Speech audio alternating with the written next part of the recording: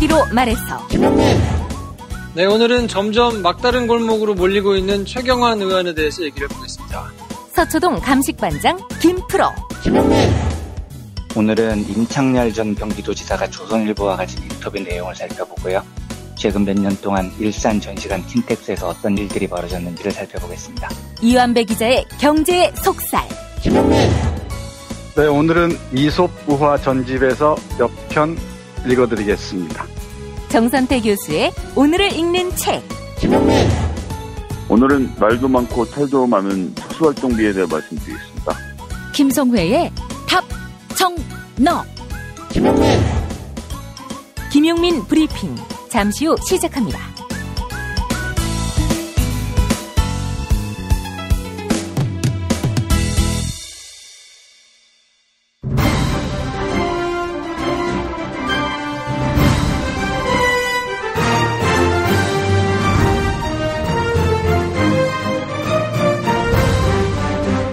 김용민 브리핑.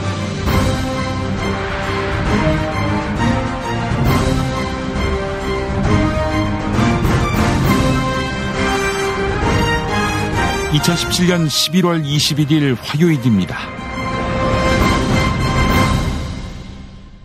공영방송이 회복의 전기를 맞을 것인가? 요즘 국민들은 기대 어린 시선으로 MBC를 바라보고 있습니다. 하지만 이런 우려 섞인 전망도 있습니다. 정상화 이후에 또다시 기계적 중립에 기우는 것은 아닌가.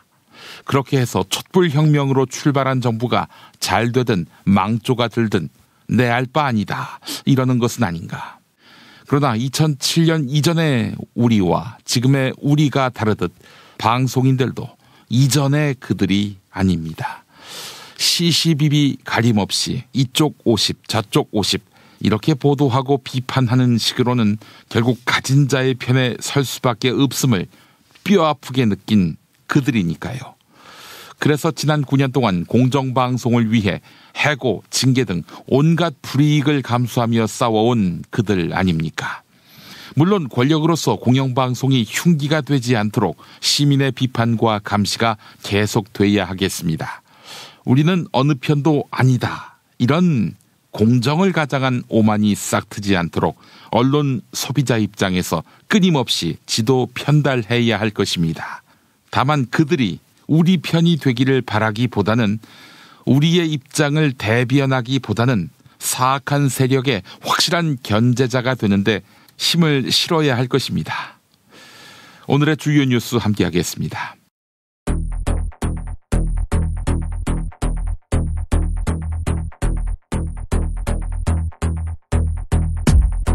포항 지역에서 지진이 또 발생하더라도 대학 수학 능력 시험은 예정대로 오는 목요일에 치르게 됩니다. 다만 교육부는 수험생의 안전이 최우선이다. 이런 입장을 재확인했습니다. 김상곤 사회부총리 겸 교육부 장관의 브리핑 들어보시죠. 시험장 마련에 있어서는 다양한 기준을 종합적으로 고려해야겠지만 가장 중요한 것은 수험생의 안전이며 이를 최우선에 두고 결정해야 할 것입니다. 정부는 지진 피해를 본 포항 북부 지역 4개 수능 시험장을 포항 남부 지역으로 옮깁니다. 하지만 학생들이 운동장으로 대피할 정도의 큰 지진이 발생하면 시험은 무효가 됩니다. MBC 해직 PD인 뉴스타파 최승호 PD가 MBC 사장에 출사표를 던졌습니다. 최승호 PD는 상징성을 갖고 있는 인물이 MBC를 살리는데 중심 역할을 해야 한다고 판단했다. 이렇게 포부를 밝혔습니다. 이어서 인적 청산과 MBC 재건을 동시에 이루겠다고 강조했습니다. 정봉주 전 통합민주당 의원은 17대 대선에서 당시 이명박 대통령 후보의 BBK 실소유주 의혹을 제기했고 이에 선거법 위반 혐의로 징역 1년을 복역했는데요. 더불어민주당과 국민의당 그리고 정의당 소속위원 130여 명이 정봉주 전 의원의 복권을 촉구하고 나섰습니다. 이들은 문재인 대통령께 드리는 탄원서를 통해 성탄절을 맞아 정봉주 전 의원의 복권을 요구했습니다. 정봉주 전 의원은 2022년까지 피선거권이 박탈되어 있는 상태입니다. 이명박 정부 시절 당시 한나라당 홍준표 원내대표가 원내대표 특수활동비를 유용했다는 논란이 있는데요. 더불어민주당이 이에 대한 검찰의 철저한 진상규명을 촉구했습니다. 2015년 당시 홍준표 경남지사는 특수활동비를 부인에게 생활비로 건넸다 이렇게 밝힌 바 있는데요. 최근 자신의 SNS에는 당 운영비와 국회 운영에 필요한 경비로 지출했다 이런 글을 올려 2년 만에 말을 바꿨습니다. 시민단체 세금 도둑 잡아라는 홍준표 대표를 국회 특수활동비 횡령 혐의로 고발할 예정입니다.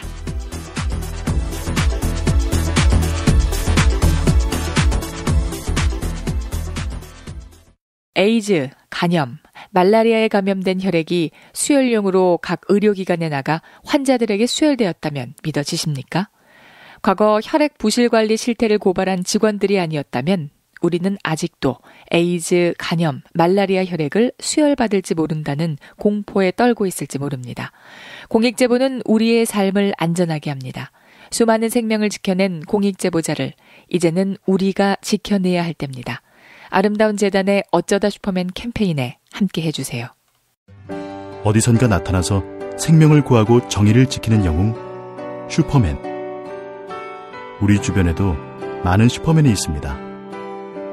바로 공익제보자입니다. 어쩌다 슈퍼맨이 되어야만 했던 그들에게 세상은 따뜻하지 않았습니다. 수많은 생명을 살린 2명의 간호조무사는 권고사직을 당했고 장애인의 인권을 위해 싸운 선생님은 결국 사직했습니다. 어려움을 감내하고 있는 슈퍼맨들에게 이제 우리가 감사를 전해야 할 때입니다. 시민사회 지지 캠페인 어쩌다 슈퍼맨에 함께해 주세요. 아름다운 재단. 어머님, 아버님, 오래오래 건강하세요. 개업 축하합니다. 본세다 잠드소서. 결혼을 축하합니다. 형부, 우리 언니 반품은 안 됩니다. 차장 승진하신 주과장님, 주차장 되신 거 축하해요. 우리 같이 산 게 벌써 7년이나 됐네.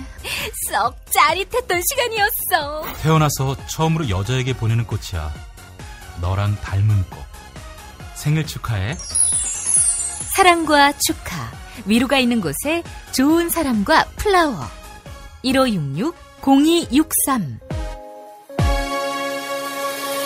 1566-0263입니다. 이거 먹고 제가 한번 볼일 봐가지고 바나나 나오는 바람에 원숭이들이 들고그래가지고 어우, 몇십 마리가 달라붙어가지고 시끄럽했던 기억이 있습니다. 아침마다 원숭이를 불러 모으는 미궁 대장사랑이었습니다. 미궁 대장사랑 장실 굿모닝 화장실 바나 굿모닝 바나나. 야, 너 홍어 판다 그랬지? 팔지. 근데 홍어가 진짜 그렇게 몸에 좋아? 아니, 끝내준다니까. 우리 엄마 관절염인데? 홍어. 나 숙취는? 홍어. 마누라 다이어트는? 홍어. 큰 이모 변비? 홍어. 작은 형 소화불량은? 홍어. 여동생 피부? 홍어. 큰 누나 주름? 홍어. 명절 때 선물은? 홍어라니까. 근데 비싸지? 별나 싸고 열나 맛있는 홍어가 있다니까. 어디? 알싸한 홍어. 1599-6456.com 혹은 1599-6456 전화 주문도 가능합니다. 서초동 감식반장 김프로.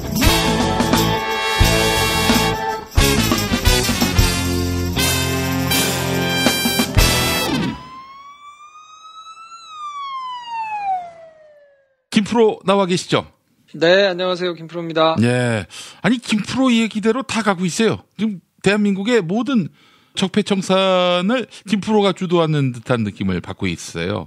제가 비선실세입니다. 뒤에서 다 제가 하고 있어요.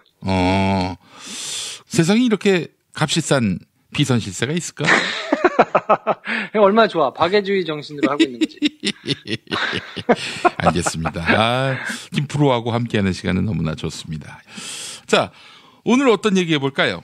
검찰이 최경환 의원의 집과 사무실을 압수수색했습니다. 아, 그랬죠. 거의 5시간 반, 한 6시간 가까이 압수수색을 했는데. 압수수색 길이, 그 시간으로서의 길이, 이것을 통해서 검찰의 수사 의지를 또 읽을 수도 있는 거 아닙니까? 꼭 그렇다고 볼 수는 없지만, 예. 그래도 내놔야 사무실하고 집이 그렇게 궁중궁궐에 살지 않는 이상. 예.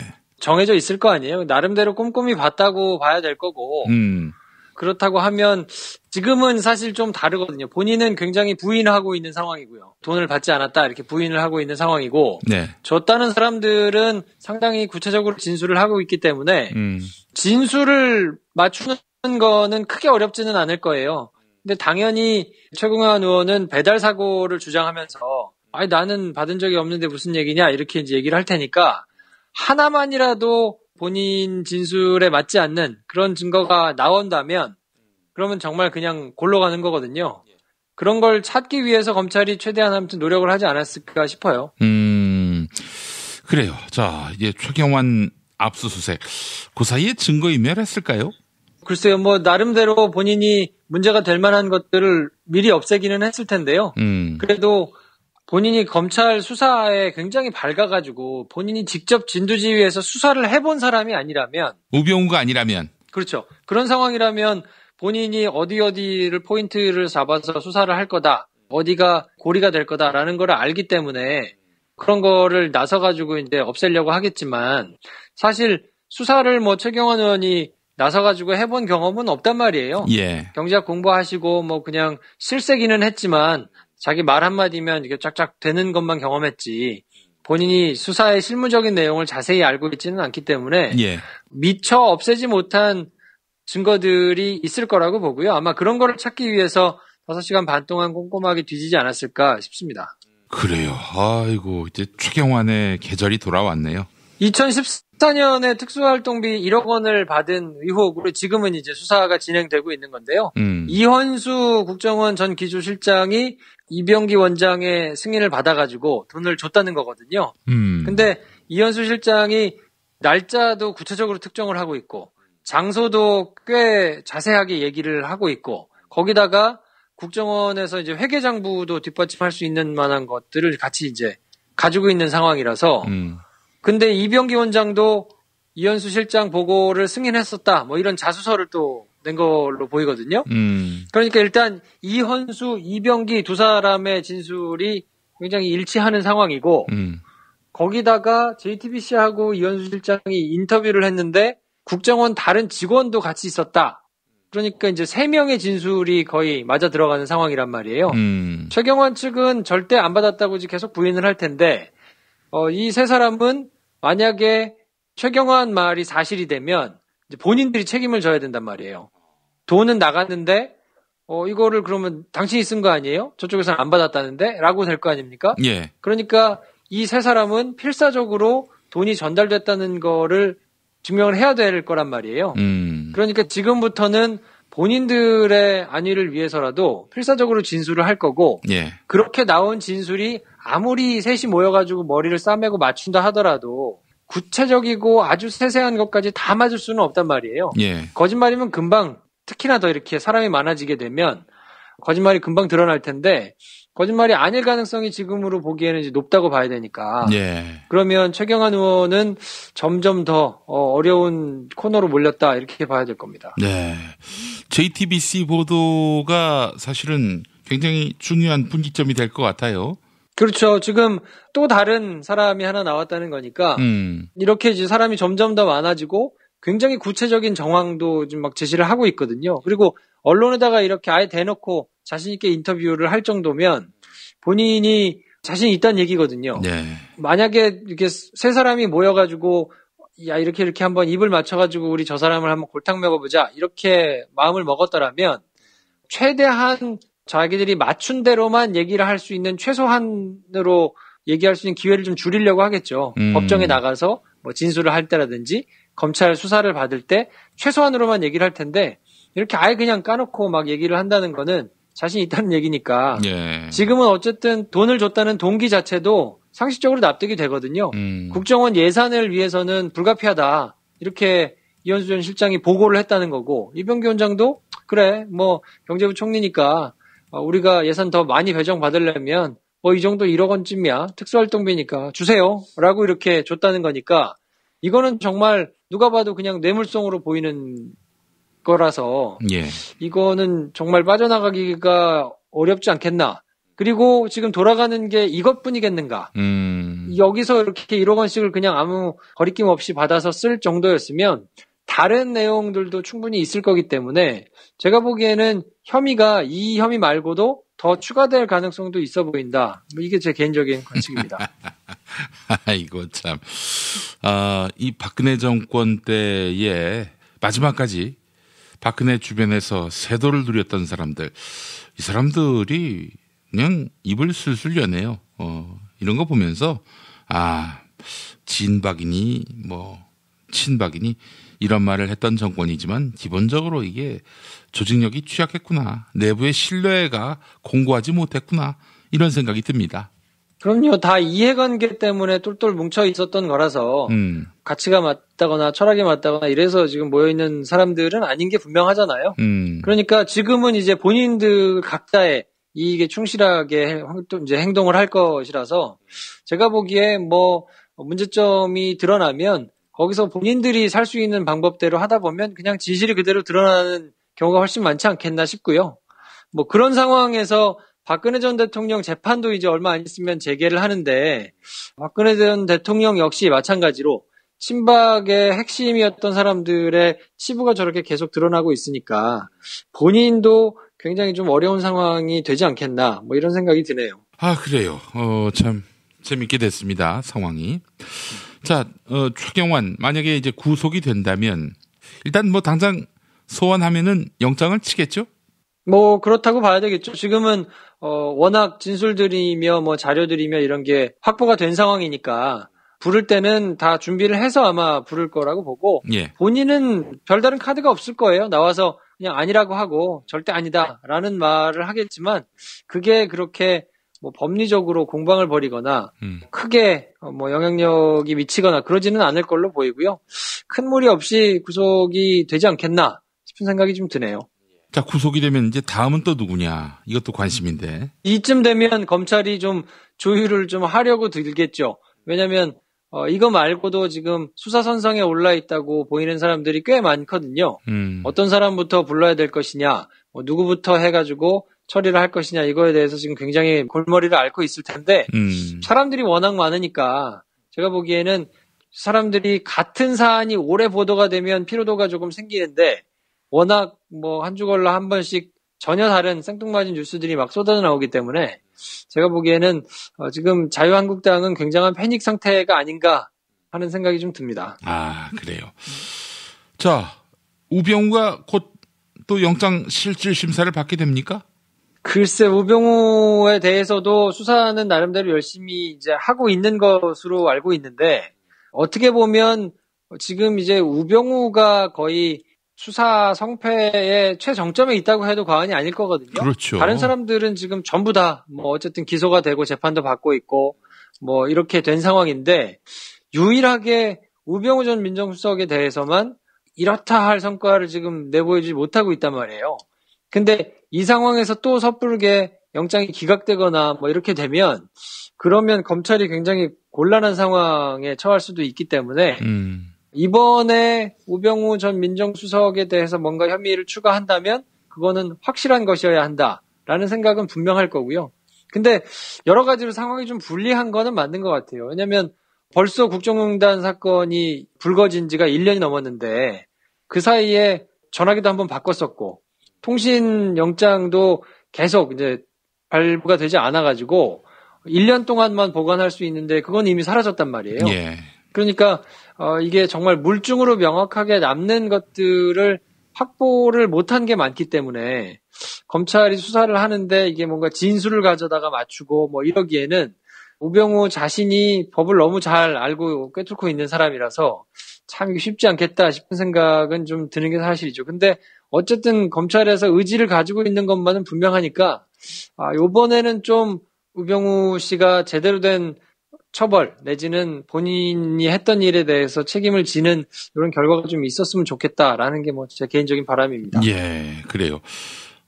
우병우의 장모죠? 김장자 삼남개발회장. 이 사람 회사로 이제 압수수색 영장을 냈는데 권순호 영장전담 부장판사가 기각을 시켰어요. 요것만 싹 빼가지고.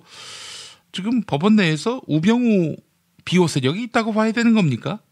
글쎄요. 저도 도대체 왜 그런 걸까? 우병우와 관련된 거는 족족 이제 기각이 되는 경우가 많기 때문에 혹시 우병우가 문제가 되면, 그러니까 우병우 전 민정수석이 뭔가 조사를 좀 빡세게 받아가지고 그 사람이 과 관련된 것들이 많이 좀 털리면 문제가 될 사람들이 좀 생각보다 많은가 싶은 생각이 좀 언뜻 들기도 하거든요. 예. 근데 이렇게 뭔가 우연이라고 치기에는 너무 반복적으로 패턴이 좀 계속되니까 야 이게 도대체 왜 우병우에 대해서는 저렇게 영장이 안 나오는 건가. 근데 이게 또 뭐 전직 민정수석이어서 지금 뭐 이렇게 그냥 개인적인 관계로 눈치고 뭉개거나 아니면 이 사람이 정말 대단한 권력을 가지고 있거나 이런 것도 아니란 말이에요. 그렇죠. 도대체 왜 저런 판단들이 반복이 되는지 저도 조금 좀 궁금하고요.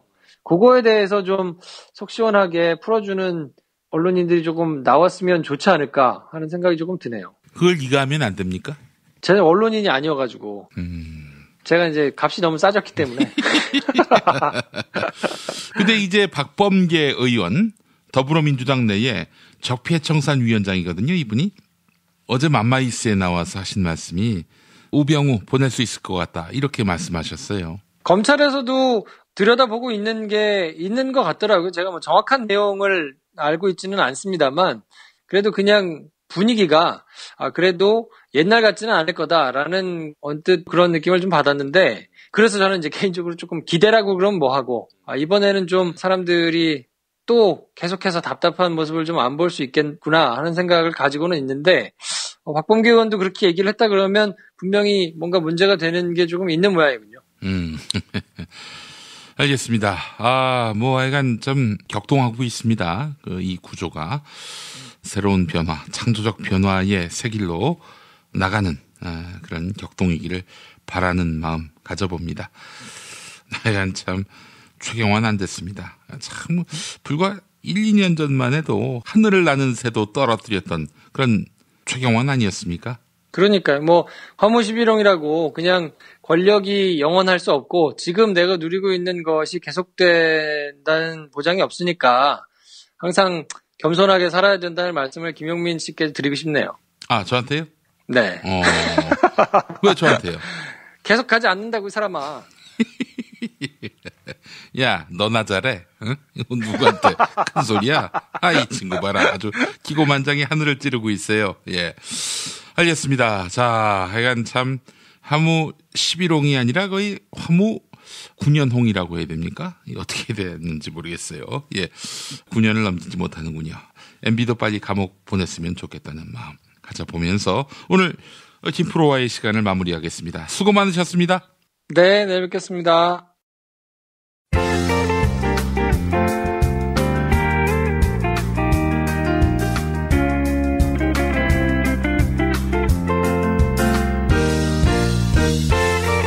여러분 안녕하십니까? 지금부터 전국 16개 시도교육청과 무관한 2017학년도 뉴스 듣기 능력평가를 시작하겠습니다. 수험생 여러분께서는 팟캐스트의 음량을 알맞게 조절하여 주시기 바랍니다. 모든 문제는 한 번씩만 들려드리니 잘 듣고 지시에 따라 물음에 답하시기 바랍니다. 이제 시작하겠습니다. 카카 큰일 났습니다. 아니 여전히 그런 식으로 사나? 아니 화나 네가 여기 왜 있냐? 동대구역으로 가는 KTX 기다리고 있어. 누나한테 마지막 인사드리려고. 화나 미운 정도 정이라고 그동안 행복했다. 아니 영훈이 안 볼 것처럼 얘기하네. 이 새끼야, 감옥 가면 더는 볼 수 없을 것이고 죽으면 서로 갈 곳이 다르잖아. 난 천국, 당신은 지옥?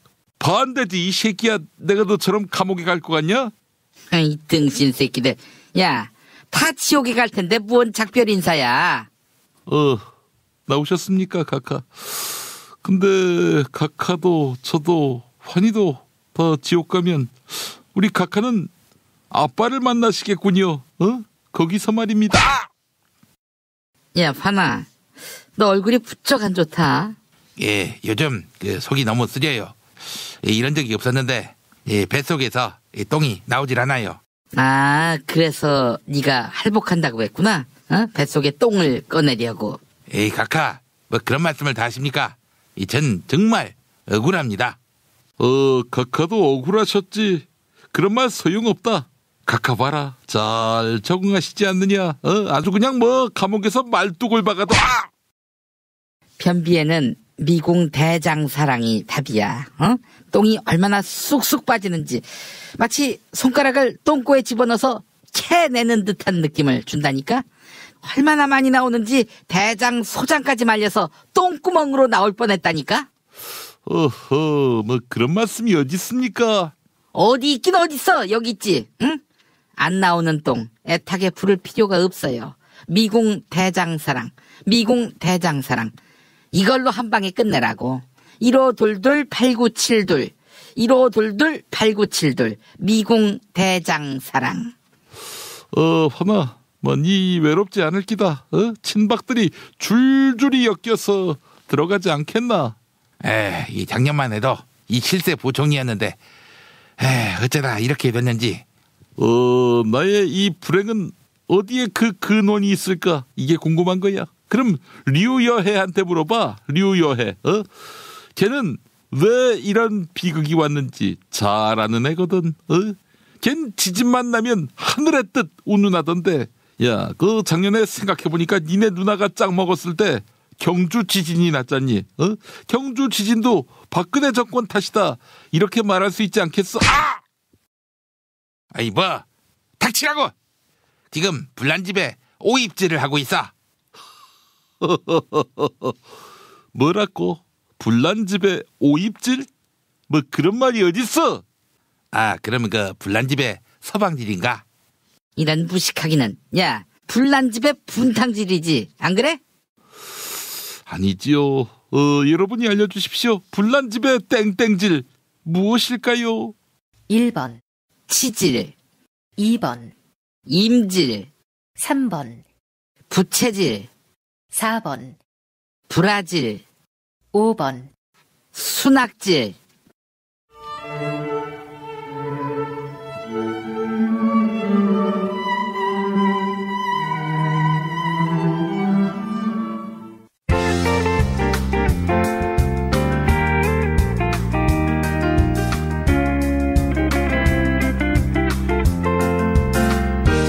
수고하셨습니다. 이상으로 전국 16개 시도교육청과 무관한 2017학년도 뉴스 듣기 능력평가를 모두 마치겠습니다. 수험생 여러분은 이메일 주소와 정답, 사연을 적어 팟빵 게시판에 올려주시기 바랍니다. 당첨자는 2부 마지막 순서에서 발표하겠습니다. 뉴스 듣기 능력평가를 마칩니다. 골반 잡자 바로 잡자 바디로직, 허리 통증 바로 잡자 바디로직, 몸매 교정 바로 잡자 바디로직, 자세가 좋아지는 골반 교정 타이즈 바디로직. 검색창에 골반 교정 바디로직. 삐딱한 남성 골반 허리에도 역시 바디로직입니다. 바디로직의 효과를 못 느끼셨다면 100% 환불해드립니다. 자세한 환불 조건은 홈페이지를 참조하세요. 스페이드 퀴즈입니다. 돌잔치, 칠순잔치, 가게 홍보, 체육대회, 창사기념일. 정답! 기념품! 문제를 끝까지 들으셔야죠. 이럴 때 사용하는 판촉물이나 기념품, 답례품, 단체 선물 등을 취급하는 전문업체로서 국민을 위해 제대로 일하는 언론과 정당의 후원을 하는 판촉물 전문업체는 어디일까요? 정답! 네피알! 네? 어디라고요? 네피알! 네, 정답입니다. 판촉물이나 단체 선물이 필요할 때 이왕이면 우리 편 회사 네피아를 찾아주세요. 인터넷 검색창에 네피아를 치시거나 032-519-4800으로 전화주시면 친절하게 상담해드립니다. 그런데 상품은 뭔가요? 네피아를 가서 고르세요. 3만 가지가 넘는 물품이 있어요. 한글도 남보다 빨리 깨치고 참 똑똑했는데 갈수록 실력이 뒤처지는 것 같아 걱정이에요. 혹시 초등학교 교과서 본 적 있어요? 어려운 어휘가 너무 많아요. 학교에서는 어휘 개념을 하나하나 설명해줄 시간이 정말 부족하잖아요. 그럼 어떡하죠? 내 아이의 어휘만큼은 내가 책임져야죠. 어휘 공부의 정성. 초등어휘 3000, 초등어휘 5000. 검색창에 초등어휘 3000을 쳐보세요. 이거 귀한 거니까 꼭 갚아. 이 드디어 들어왔어.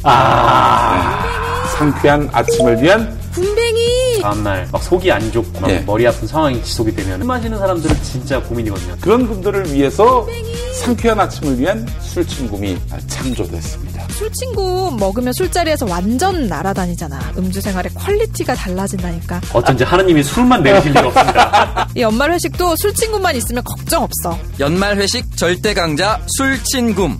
술친굼 공식 쇼핑몰 회원만을 위한 추가 증정 이벤트를 확인하세요. 네이버에 술친굼을 검색하세요. 김용민 브리핑 뉴스기 능력평가 정답 맞히신 분들 소개합니다. 결혼과 출산 그리고 이것을 포기했다고 해서 청년들을 삼포세대라 부르는데요. 어제 뉴스기 능력평가 문제는 결혼과 출산 그리고 나머지 하나가 무엇인지 맞히는 거였죠. 정답은 사랑입니다. 당첨자 두 분에게는 도서출판 YB에서 협찬하는 도서 왜 사람이 많으면 대화하기가 어려울까를 선물해드립니다. 여러 사람이 모인 자리에서 입이 쉽게 열리지 않는 분들 그리고 회의나 미팅처럼 다수의 대화가 두려운 분들에게 도서 왜 사람이 많으면 대화하기 어려울까를 추천해드립니다. 다른 당첨자에게는 애주가들의 핫 아이템 술친굼 한 박스 선물해드립니다. 금요일 정답자 가운데 한 분에게는 남도 먹거리에서 협찬하는 식품 꾸러미 상품 보내드립니다. 금요일 정답자 가운데 다른 한 분에게는 골반 보정 속옷 바디로직 리포머 팬츠 선물해드립니다. 금요일 정답자 가운데 다른 한 분에게는 머문빌리지 이용권 격주로 보내드립니다. 정답자 제인바라기님, 삼포세대 이런 말은 빨리 없어져야 합니다. 보리수님, 조선일보는 믿지 마세요. 문통방통 끝말잇기 당첨자께는 별을 따다 구운 과자 롤카스테라 선물해드리고 있죠. 어제 문통방통 끝말잇기 시작 글자는 풍자의 자였는데요. 당첨자 꿈꾸는 큰 그림님 이메일을 안 적어주셨네요. 끝말잇기는 자가당착. 적폐 세력들의 자가당착. 적폐는 반드시 청산되어야 합니다. 김용민 브리핑 뉴스기 능력평가 오늘도 많은 참여 부탁드립니다.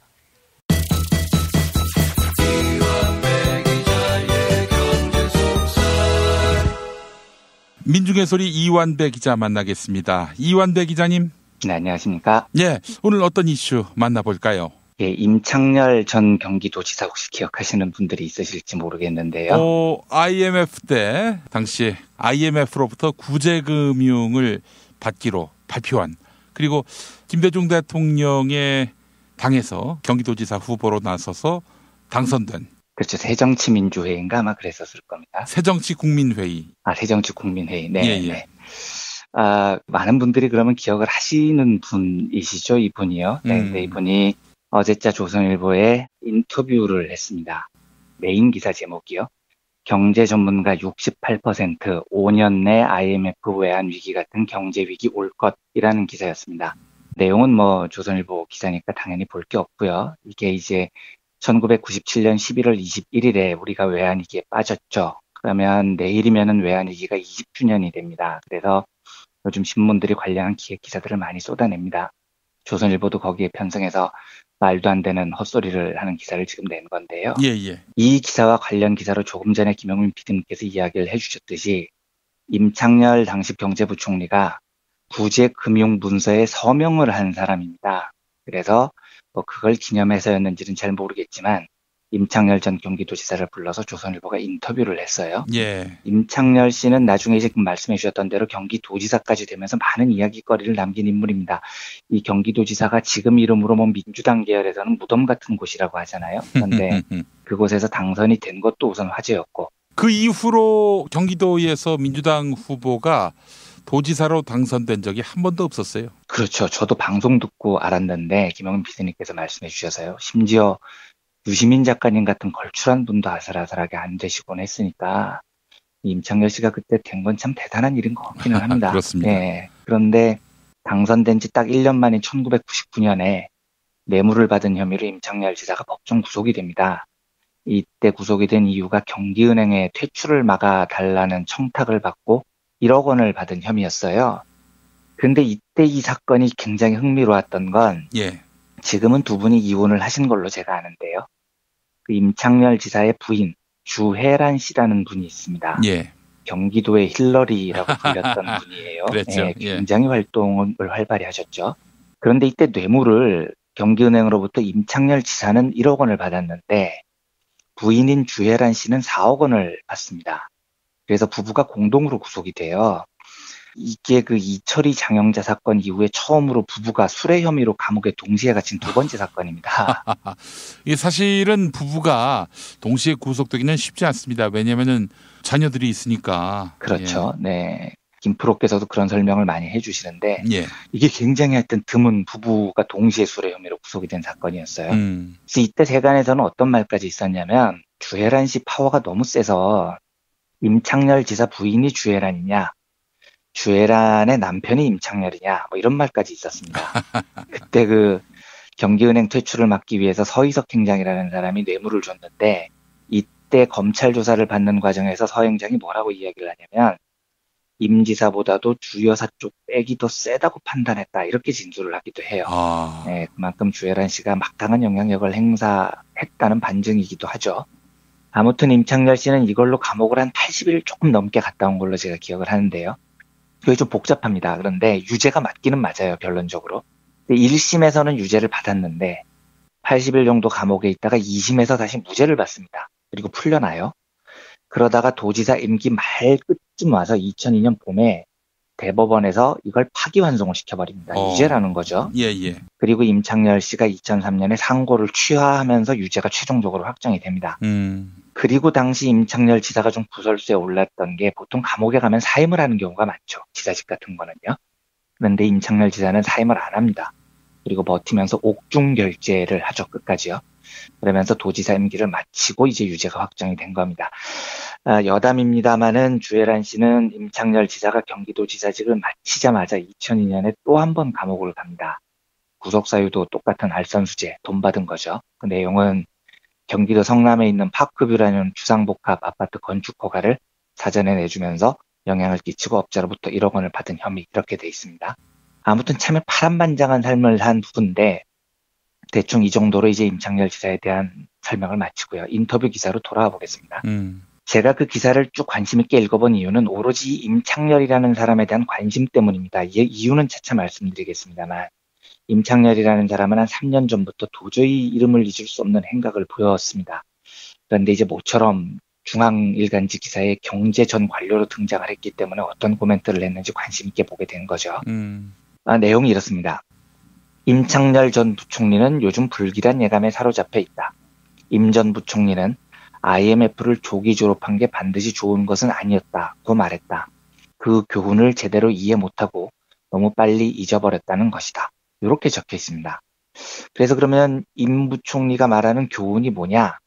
IMF 구제금융을 계기로 추진됐던 각종 정책이 미완의 개혁에 그치면서 아직도 우리의 경제에 발목을 잡고 있다고 임 전 부총리는 지적했다. 그는 관료와 노동조합의 저항으로 규제 혁파와 노동개혁이 제대로 안 된 게 가장 아쉽다고 했다. 노동자의 삶의 질이 높아져야 한다는 건 맞지만 노동 생산성을 초과하는 임금을 요구하는 경제가 못 견디고 기업들은 해외로 가버린다면서 정규직으로 채용했다가 회사가 어려워지면 해고할 수 있도록 하고 경기가 좋아지면 해고됐던 사람들로부터 다시 채용하는 방법도 있다고 말을 했다. 이렇게 적혀 있습니다. 이게 임창열 씨가 보기에 IMF가 남긴 교훈이라는 겁니다. 그리고 그 교훈을 우리가 너무 빨리 잊는 바람에 지금 경제가 굉장히 위험해 보인다는 거죠. 기사를 조금만 더 들어가 보겠습니다. 임창열 지사가 한국 경제에 대해서 어떻게 진단을 하냐면 외환 위기는 일시적 급성 질환이지만 지금은 서서히 죽어가는 암에 걸린 상황이다. 이렇게 전제를 해요. 그러면서 문재인 정부의 경제정책 방향에 대해 큰 우려를 나타냈다. 그는 경제 문제에 청와대가 너무 나서면 안 된다고 했다. 외환위기 직전 경제부처 의견과 달리 청와대가 환율 방어를 지시하면서 문제를 키웠던 일을 기억해야 한다는 것이다. 이렇게 적혀 있습니다. 그리고 기사 맨 마지막에는 후배 경제 관료들에게 조언을 해요. 대통령이 싫어하더라도 잘못된 정책에 대해서는 말해야 한다고 조언했다. 그는 조선시대처럼 왕이 사약을 내리는 것도 아닌데 장관이 되면 나라를 위한 마지막 봉사라고 생각하고 용기를 내야 한다고 했다. 이제 이렇게 나와 있습니다. 하나하나 점검을 좀 해보겠습니다. 우선 맨 마지막 대목부터요.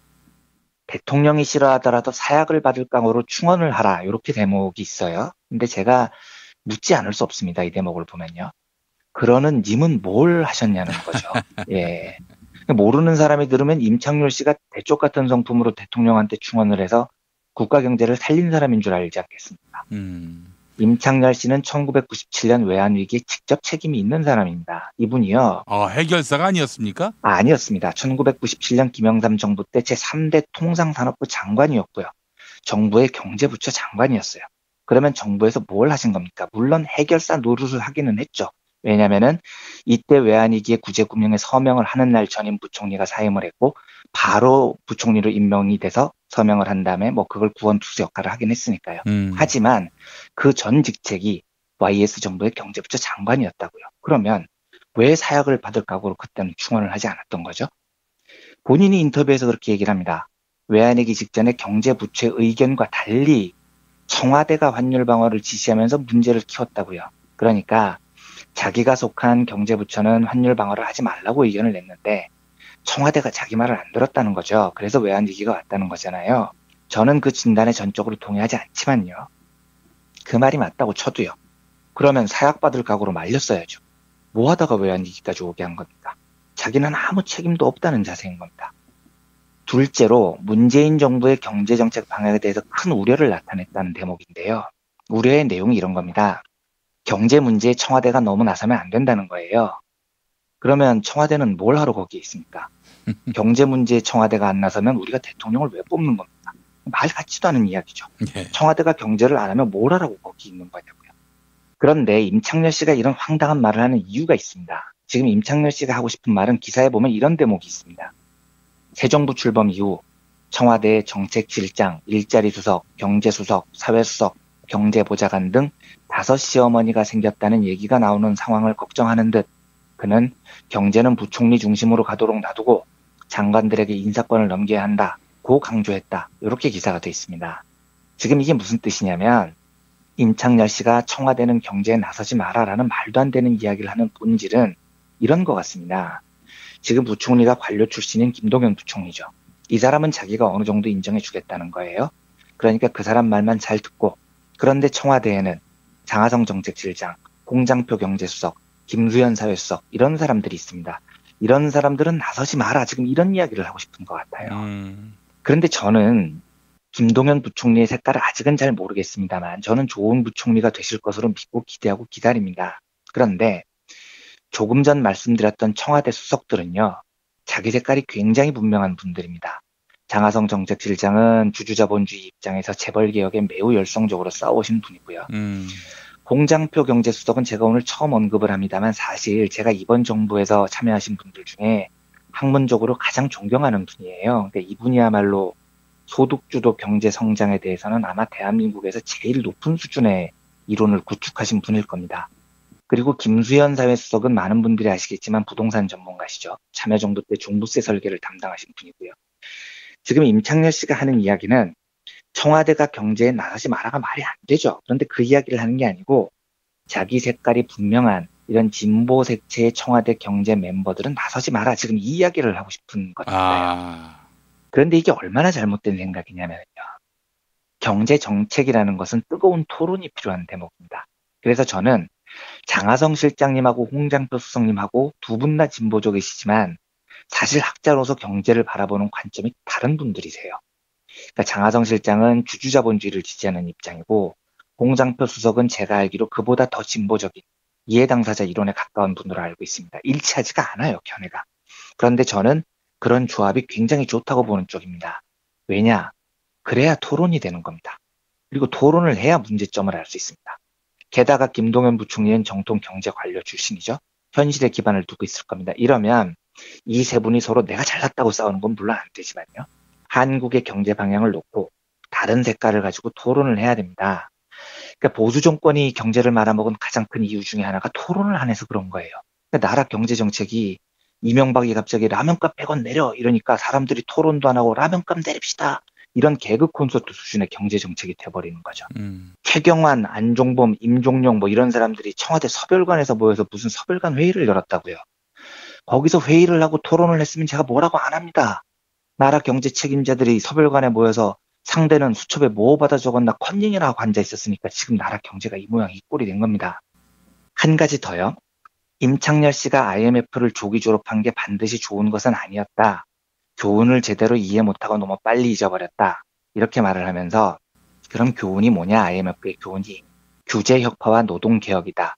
특히 정규직으로 채용했다가 회사 어려주면 빨리빨리 해고하게 하고 뭐 이렇게 하자 이런 지금 소리를 합니다.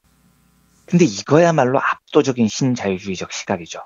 노동자를 아무 때나 오렸다 붙였다 할 수 있는 부품으로 보는 겁니다. 그런데 그러면요. 실제 임창열 씨는 이런 신자유주의적 사고를 어떻게 현실화했는지를 살펴보려고 합니다. 제가 지금까지는 뭐 임창열 지사, 임창열 전 부총리, 뭐 임창열 씨 이렇게 불렀는데요. 지금부터 제대로 현재의 직책을 불러드리겠습니다. 이분 지금 직책이 뭐냐면 일산에 있는 전시관 킨텍스라는 곳이 있죠.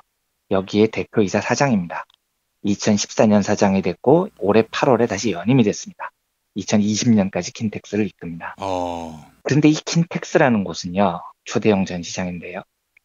지배구조가 좀 특이합니다. 주식회사인데 주주가 셋으로 크게 나뉘어 있어요. 공공기관이 아니었습니까? 아닙니다. 주식회사입니다. 그런데 이게 공공기관의 성격을 갖고 있어요. 왜냐하면 주주가 딱 세 곳인데 경기도, 고양시, 코트라 요 세 곳이 3분의 1씩 비슷한 지분을 갖고 있습니다. 이게 공공기관이면서도 주식회사에는 아주 이상한 지금 지배구조를 갖고 있는 거죠.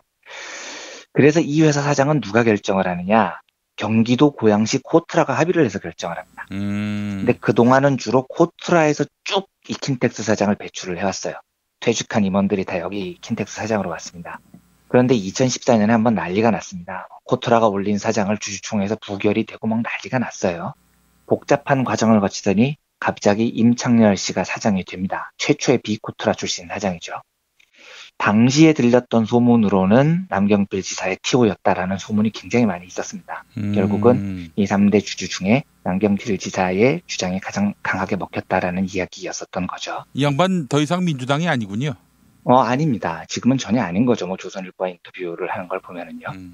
그리고 임창열 사장이 뭔 짓을 하냐면 경영 개선을 하겠다고 비정규직을 정말 악랄하게 탄압을 합니다. 이 회사의 정규직이 100명인데 비정규직 숫자가 270명이 넘었습니다. 그런데 이때 2014년에 이 비정규직 노동자들이 받았던 월급이 한 달에 110만 원 정도였어요. 다 이제 하청을 준 거죠. 근데 하청 업체한테 워낙 이윤을 짜게 주니까 하청 업체들도 노동자들의 임금을 110만 원 이상 줄 수가 없었던 거예요. 근데 진짜 황당했던 일이 그 민중의 소리에 난 기사인데요. 저희 옥기원 기자가 이 킨텍스 비정규직 노동자들이 밥을 먹는 곳을 찾아갔는데 원래 이곳 비정규직 노동자들이 밥을 먹던 구내 식당이 있었습니다. 그런데 밥을 먹는 노동자 숫자가 많지 않다고 수지 타산이 안 맞는다고 결국 구내 식당이 폐쇄가 돼요.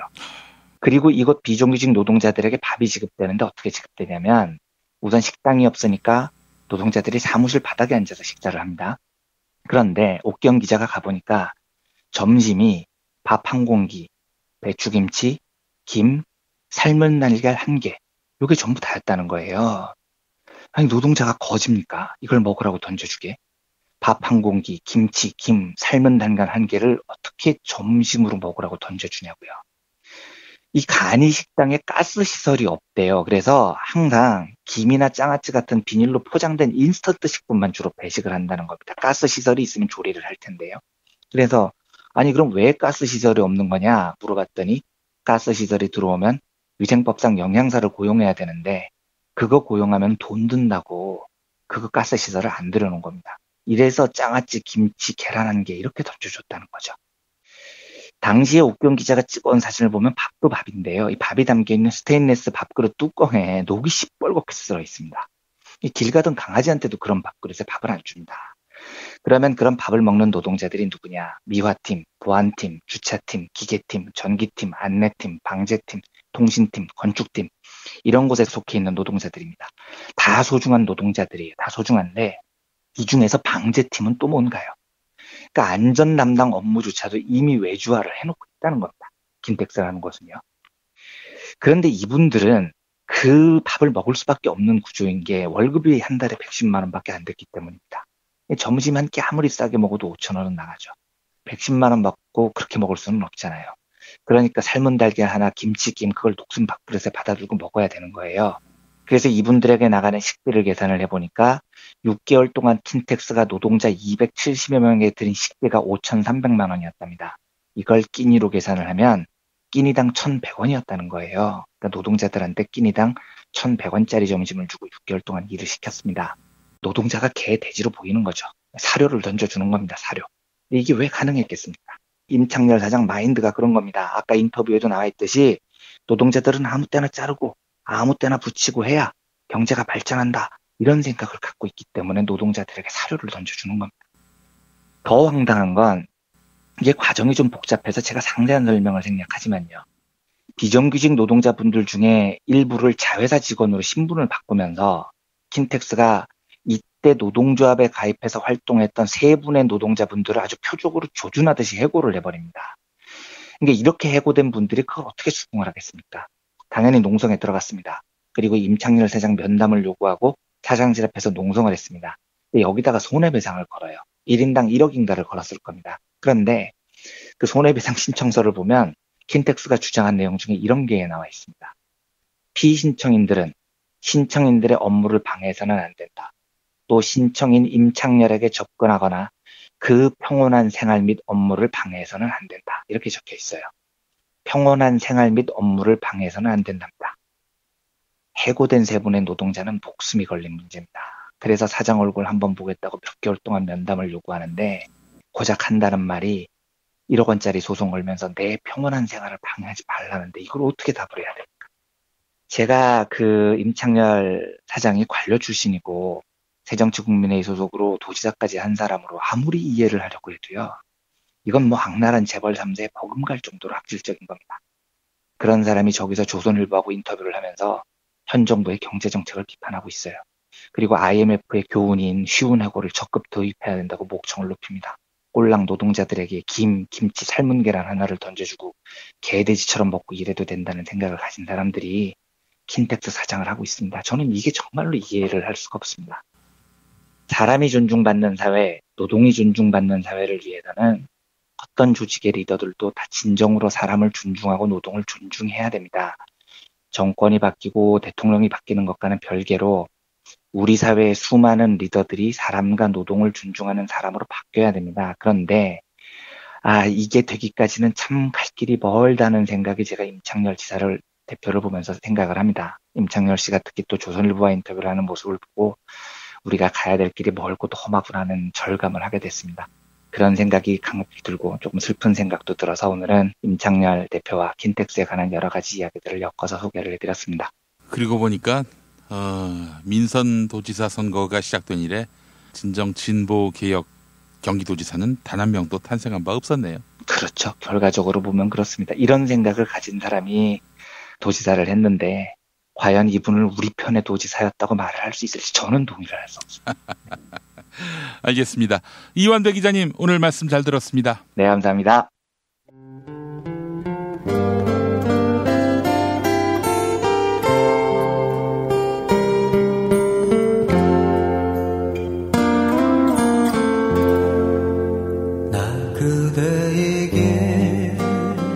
뜨거운 여름이 가고 어느새 찬바람이 옆구리를 스치면 왠지 뜸해졌던 그리운 친구 생각나시죠? 몇 년 만에 만나도 바로 어제 본 것 같은 말 안 해도 내 마음 누구보다 잘 알아주던 속 깊고 다정한 친구 다 있잖아요. 마치 민중의 소리 같은? 이렇게 마음 맞는 친구랑 뜨거운 국물에 소주 한 잔이면 같이 할까요? 당신의 든든한 절친 민중의 소리가 오늘도 당신을 응원합니다.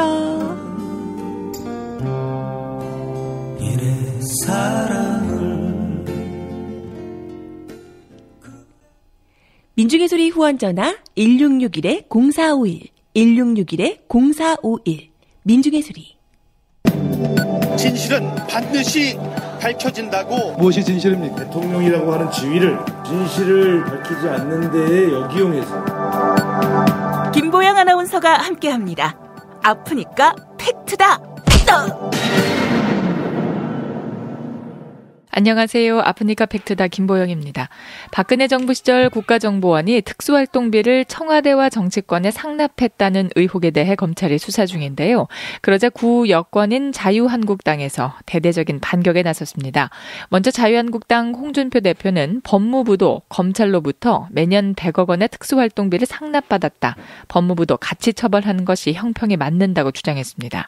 자유한국당 민경욱 의원 역시 검찰의 특수활동비를 문제 삼았는데요. 국회에서 있었던 민경욱 의원의 질문과 박상기 법무부 장관의 답변 들어보시죠. 검찰총장에게 나오는 특활비를 검찰총장이 법무부 장관께 드려서 법무부 장관께서 그 경조사비도 내고 그런 걸로 저는 파악을 하고 있고. 최근에 그 국정원 특활비를 청와대 과거에 상납하던가 하는 식의 그런 관계가 법무검찰의 특활비에는 없는 걸로 알고 있습니다. 자유한국당은 이와 관련해 국회 법제사법위원회 차원에서 청문회를 개최해야 한다고 요구하고 있는데요. 자유한국당은 법무부가 올해 검찰에 배정된 특수활동비 약 780억 원 가운데 100억 원을 뺀 180억 원만 검찰에 전달했다고 주장했습니다.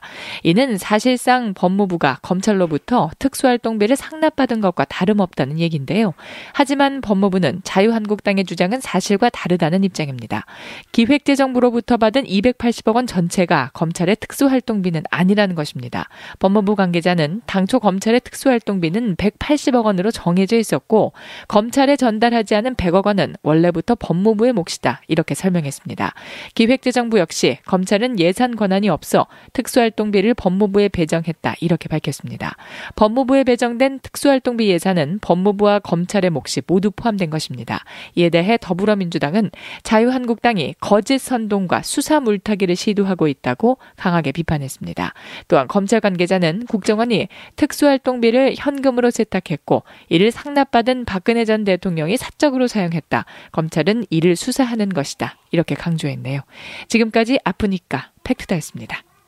충남 금산의 넓은 인삼밭. 정성농장을 일군 농부아버지 이정열 씨. 자연은 노력한 만큼 내어준다. 그 자연의 마음을 알기에 정성농장을 더불어 일구는 아들 이성규 씨도 아버지에게 배운 것처럼 정직하고 또 성실하게. 정성농장 홍삼은 인삼 재배부터 가공 판매까지 모두 책임지고 있습니다. 그래서 대한민국 1등 품질을 자부합니다. 검색창에 정성농장 홍삼을 검색해주세요. 정성농장 홍삼. 전화문의는 010-9754-6972. 이놈의 뱃살. 맞는 옷이 없네. 애 돌보랴 일하랴 살 뺄 시간이 없네. 다시 날씬해지고 싶어! 다이어트 전문 쇼핑몰 비타샵에서 개발한 국내산 동결건조 생식과 통곡물에 3가지 단백질과 비타민, 미네랄을 더해 만든 다이어트 전용 그린 스무디를 추천합니다. 문의는 1522-6648, 1522-6648 혹은 검색창에서 비타샵을 검색해주세요. 찬바람이 싸늘하게 불어올 때는 따뜻한 새싹당 콩차, 풍부한 아스파라긴산과 레스베라트롤, 그리고 그 어떤 차도 따라올 수 없는 고소한 맛. 따뜻한 새싹당 콩차로 하루를 시작하면 참 좋습니다. 이런 환절기에 기분 좋은 차 한 모금 새싹당 콩차. 티백 2+1 행사는 계속됩니다. 새싹당 콩차는 인터넷 전창걸몰닷컴에서 구매하실 수 있습니다. 전화 구매는 070-8635-1288, 070-8635-1288. 엄마, 이따가 독서실 갔다 올게. 현미 쌀국수 해줘. 여보, 우리 남도 여행 갔을 때 먹었던 나주곰탕 생각난다. 알았어. 내가 남도 먹거리 쇼핑몰에서 한 방에 해결하지. 남도 먹거리 쇼핑몰의 국민건강 프로젝트. 전통 방식 그대로 100% 한우 나주곰탕과 현미 쌀국수로 가족의 건강을 책임집니다. 남도 먹거리의 특판 4종 세트를 만나보세요. 다음 포털에서 남도 먹거리를 검색하시거나 주문 전화 1544-1669, 1544-1669로 전화주세요.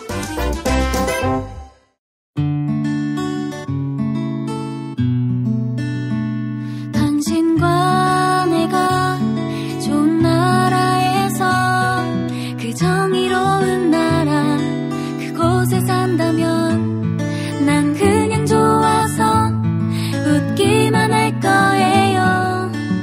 당신의 뉴스 보좌관 김용민 브리핑.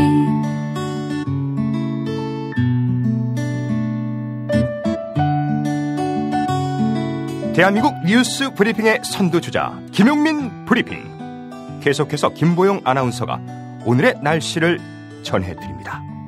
날씨를 전해드리겠습니다. 오늘 아침 서울 기온 영하 3도, 대전 영하 3도, 대구 영하 1도로 어제만큼 춥겠는데요.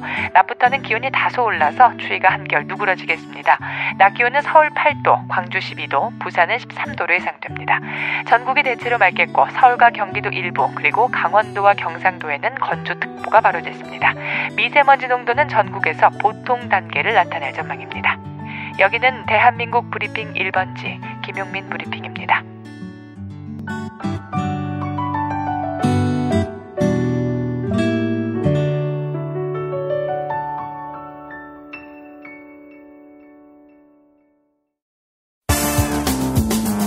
오늘을 읽는 책, 문학평론가인 국민대학교 국문학과 정선태 교수와 함께합니다. 정선태 교수님과 함께하겠습니다. 교수님. 네, 안녕하세요. 예, 오늘은 이시성을 가진 동화작가 작품을 소개해 주신다고요. 네. 우리는 AESOP에서 이솝으로 익히 알고 있죠. 예. 네, 그리스에서 태어나서 BC 6세기에 살았던 사람인데 그리스식 이름은 아이소포스입니다. 아이소포스. 아, 그러니까 이걸 한글로 이제 옮기는 과정에서 그냥 편하게 이솝으로 했군요. 아니, 한글로 옮기는 과정이 아니고 영어식 이름이에요. 아, 영어식 이름입니까? 예. 네. 그런 경우 종종 있죠. 예를 들면은 플라톤을 플레이토라 그러고 아리스토텔레스를 아리스토틀 이러듯이 그리스 인명이나 뭐 다른 지명 등등을 영어식으로 부르는 경우가 종종 있습니다. 예. 이솝도 아이소포스라 부르는 게 맞는 것 같은데 우리는 이솝이 워낙 익숙해서 그냥 이솝이라고 부르곤 하죠. 그 윤치호도 예전에 그 오순소리로 이솝우화를 이렇게 이름을 붙인 것 같아요. 어떻게 하셨어요? 지금 막 검색했습니다. 그러시군요. 그 이솝 이야기는 독립신문 시절부터 서양의 우화라고 해서 우리 조선인들에게도 많이 알려졌었습니다. 그게 우스운 소리의 약자죠? 그렇죠. 우스운 소리, 우스운 이야기 이런 뜻인데 윤치호도 우스운 소리, 이솝 이야기를 몇 편을 편집해서 책으로 내곤 했었죠. 그런 일들이 아주 많습니다. 상당히 일찍부터 번역된 그 서양 작품에 속해요. 그래서 오랫동안 이솝 이야기가 널리 알려졌고, 뭐 지금도 온갖 버전들의 이솝 이야기가 있죠. 네. 여기서 이솝 우화라고 하는 건 주로 동물들에 빗대서 인간의 이면들을 드러내주는 이야기 방식을 우화라고 하는데, 이 이솝 우화의 그 촌철살인이 많은 사람들에게 깊은 인상을 남겼던 것 같습니다. 예. 잘 아시겠지만 꿀단지에 빠진 뭐 파리부터 시작해서 개미와 배짱이 그리고 이 먹이를 물에 떨어뜨린 개 얘기 등등 우리 일상적으로 언급되는 이야기들의 출처가 바로 이 이솝 우화입니다. 그리고 어린이를 위한 이솝 우화도 아주 많이 있고요. 어른을 위한 이솝 우화도 몇 편이 나와 있는데 이솝 우화 전집을 다 보는 경우는 많지가 않습니다. 예. 어제도 그림 동화 소개해드리면서 말씀드렸듯이 가능하면 전집을 다 읽어보시는 게 좋습니다. 원 텍스트로. 그러면 우리가 미처 발견하지 못했던 이야기들을 찾을 수 있을 겁니다. 예. 그리고 이 이솝 우화들은 많이 패러디되고 다시 쓰여서 널리 알려져 있는데 사실 그 원 텍스트를 보면 아주 짧습니다. 예. 보통 4-5줄에서 길어봐야 2-3페이지. 번역본으로 하면은 아주 짧습니다. 그러니까 이솝 우화는 긴 우화, 이야기라기보다는 경구에 가까워요. 예. 그러니까 아주 짤막한 말로 인생의 이면들 또는 인간들의 모습들을 아주 예리하게 간파해내는 거죠. 이런 이야기를 쭉 모아놓은 아이소포스, 이솝에 대해서는 여러 가지 전기적 사실들이 알려져 있는데 정확하진 않은 것 같습니다. 앞에서 말씀드렸듯이 6세기쯤에 살았다는 건 맞는 것 같은데 뭐 노예 출신이었다는 얘기도 있고요. 또는 어떤 정치가의 조언자 역할을 했다는 얘기도 있고 뭐 해서 아직 정기적 사실은 분명하게 알려져 있지가 않습니다. 그래서 제가 오늘 소개해드릴 이 이솝우화 전집은 그야말로 전집입니다. 총 358편이 실려 있습니다. 358편에 이르는 이솝우화 전집을 쭉 모아놨는데 주제별로 나눠서 보면은 여러 가지 많은 얘기를 할 수 있겠지만은 오늘은 섣부른 용서나 섣부른 화해가 어떤 방향으로 나아갈 수 있는지 관련된 우리 아이소포스의 경구들을 몇 가지 여러분들께 소개해드리고자 합니다. 예. 먼저 작품 번호라고 해야 될까요? 이 작품 번호 357번 벼룩과 한 남자라는 이야기 들려드리겠습니다.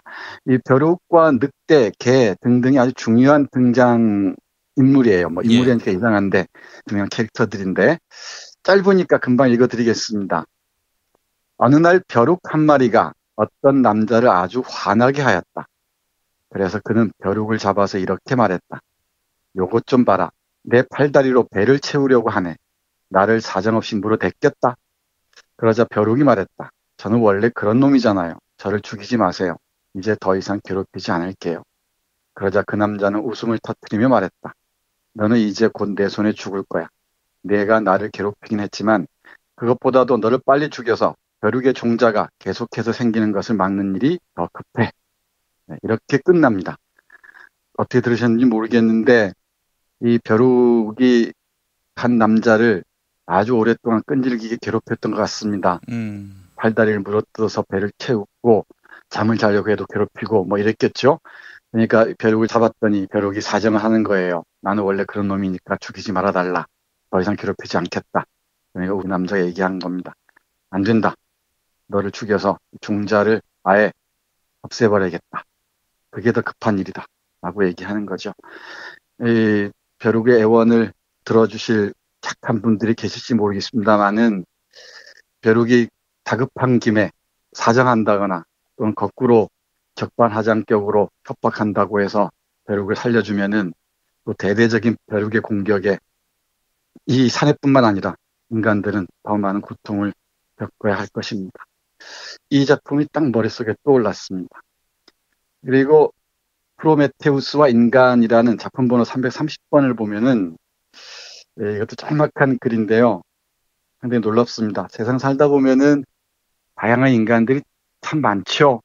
정말 그 사람 같지도 않은 사람들, 그리고 자신이 잘못을 저질러 놓고도 전혀 잘못인지도 모르는 사람들, 요즘 들어 죄의 근거들이 명백하게 나오는데도 불구하고 그걸 발뺌하는 사람들, 과거 잘못에 대해서 성찰이라고는 눈꽃 맞춰도 하지 못한 사람들이 그 뻔뻔한 사람들이 많이 있지 않겠습니까? 예. 그런 인간들을 보고 우리 아이소포스는 이런 경구를 한 방 날립니다. 제우스의 명령을 받고 프로메테우스는 인간과 동물을 만들었다. 그러나 제우스는 인간보다 동물의 수가 너무 많으므로 동물 중에 일부를 인간으로 바꾸라고 하였다. 프로메테우스는 제우스가 명령한 대로 하였다. 그래서 원래는 동물이었으나 나중에 인간이 되어 동물의 마음을 가진 인간들이 생겨났다. 아프게 와닿죠. 예. 동물들에게는 대단히 미안한 얘기지만은 짐승의 마음을 버리지 못하는 사악한 인간들, 뭐 역사상의 한둘이었겠습니까? 지금 우리는 그들과의 한판 싸움을 벌이고 있지 않은가 하는 생각도 스쳐 지나갑니다. 예. 이런 그 아이소포스의 우화들, 경구들이 그리스 시대에 많은 사람들의 입에 널리 이렇게 회자됐던 것 같습니다. 예컨대 플라톤이 쓴 대화편, 그러니까 소크라테스를 주인공으로 한 대화편 중에 소크라테스의 변명, 우리 오래전에 소개해드린 적이 있는데 여기서도 아이소포스의 그 우화 얘기가 나옵니다. 그러니까 소크라테스가 아이소포스라면 이런 우화를 만들었을 텐데 이런 얘기를 들려주고 하는데 그만큼 인기가 있었던 것 같아요. 교육용이나 뭐 처세술로도 많이 활용됐겠지만은 텍스트를 어떻게 보느냐가 더 문제겠죠. 예. 요즘 우리 상황과 관련해서 한두 편 더 보겠습니다. 예. 작품 번호 254번입니다. 우리 김 PD의 평가가 참 궁금합니다. 네, 읽어보겠습니다.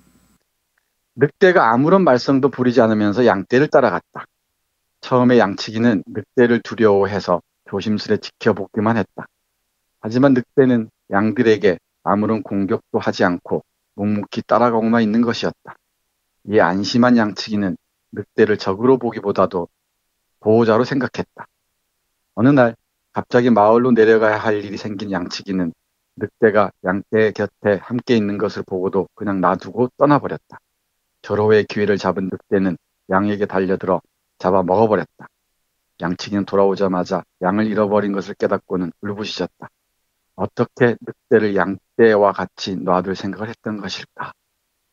후에는 뒤늦게 오니까 후회긴 하겠지만은 오랫동안 이 양치기를 괴롭혔을 것 같습니다. 속임수에 넘어가면 안 된다는 거죠. 그렇습니다. 네, 이 늑대들이 아무리 위장하고 있더라도 그 본성들을 저희들을 우리가 정확하게 읽어낼 필요가 있지 않을까 싶습니다. 예. 문학 공부하다 보면은 구유문학이나 이런 민담들, 이런 우화를 공부하다 보면은 이야기 씨앗이란 말을 많이 씁니다. 제가 만들어서 쓰는 말이긴 한데 짤막하지만 아주 깊은 통찰력을 담고 있는 하나의 씨앗 같은 거죠. 이걸 잘 가꾸어서 자라게 나뭇가지가 무성하게 긴 이야기로 만들어낼 수도 있겠죠. 그래서 이걸 우리가 살고 있는 지금 이 시대로 재맥락화하면은 더욱 풍부한 이야기 나무로 표현할 수 있을 것 같습니다. 금방 읽어드린 믿는 사람이 바보라는 늑대에게 속은 양치기의 사례들도 우리가 지나온 세월들을 조금만 생각해 보면은 어렵지 않게 이해할 수 있을 것 같습니다. 그래서 이런 짤막한 우화들, 병구들을 소중한 씨앗으로 해서 이 이야기들이 우리에게 가르쳐주는 것이 무엇인지를 우리 삶의 맥락에서 다시 찾아볼 필요가 있지 않을까 그런 생각을 하네요. 예. 사람이 자꾸 거짓말을 하면은 신뢰가 떨어져서 정작 도움이 필요할 때 아무도 도와주지 않는다. 이런 양치기 소년과 늑대의 교훈도. 네, 그것도 이솝 우화에 등장합니다. 양을 참 많이 소재로 활용한 것 같아요. 네, 늑대하고 양이 아주 자주 등장하는 단골 캐릭터입니다. 예. 우리 김 PD 재미있어 하시는 것 같으니까. 예. 관련해서 하나 더 읽어보겠습니다. 예.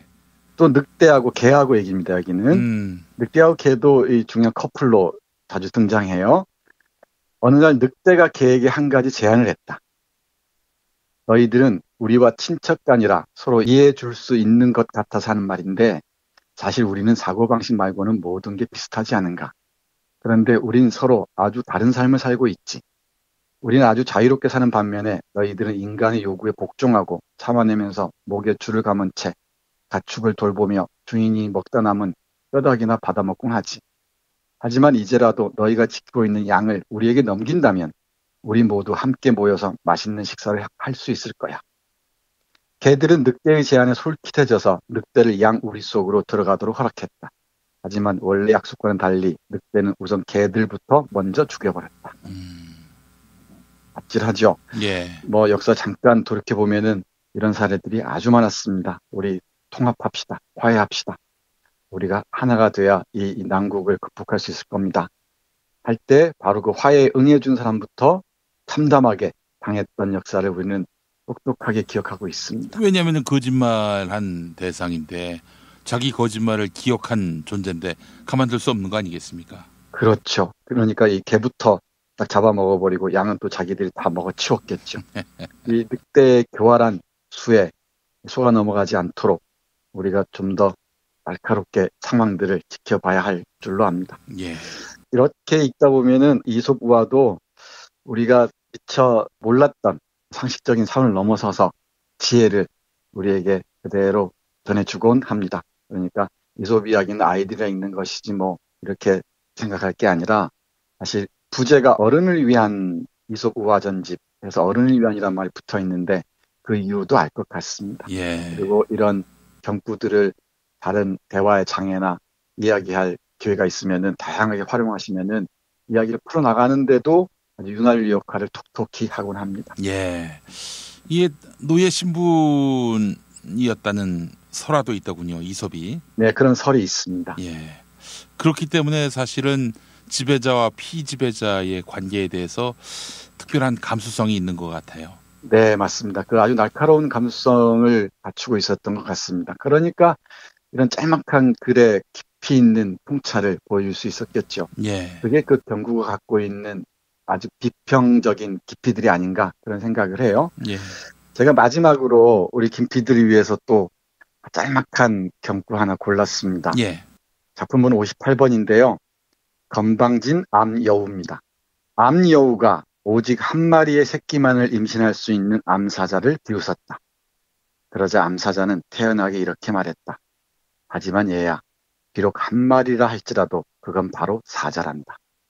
암여우가 자기는 새끼를 많이 낳잖아요, 한꺼번에. 암사자들어 너는 한 마리만 낳을 수밖에 없잖아. 내가 더 낫지. 이렇게 뻐긴 모양이죠. 예. 그러니까 암사자가 태연하게 말하는 겁니다. 이놈아, 비록 한 마리를 할지라도 그건 바로 사자란다.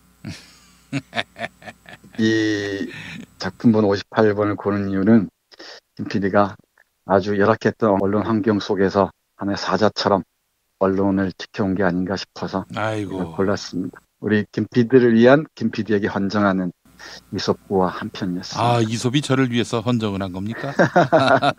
아마 그랬을 겁니다. 그러니까 뭔가를 많이 가르치고 많이 해도 뭐 좋지만은 한 가지를 끝까지 파고드는 것도 참 중요하죠.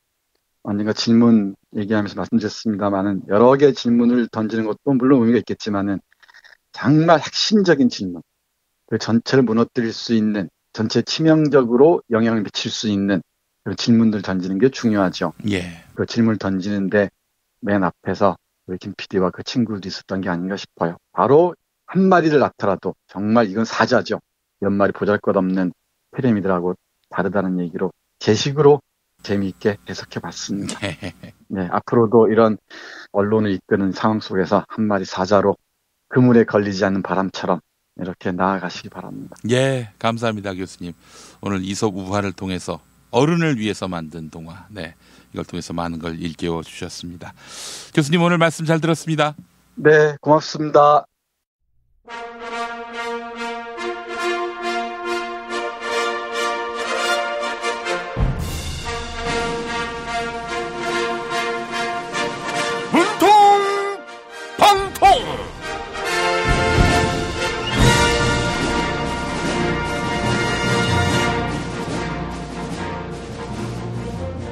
네, 오늘도 문과 안 나오셨습니다. 대통령 문재인입니다. 이 포항시에 대한 특별 재난지역 지정 제가 했습니다. 또한 오는 목요일 수능일에도 여진이 있을 수 있겠죠. 이에 정부는 모든 가능성에 대비해서 지침을 미리 마련해 두겠습니다. 내년부터 종교인 과세를 실시해서 포항에 지진이 발생했다, 이런 얘기가 있습니다. 영암 사모교회 이형만 목사님이 그런 말씀했습니다.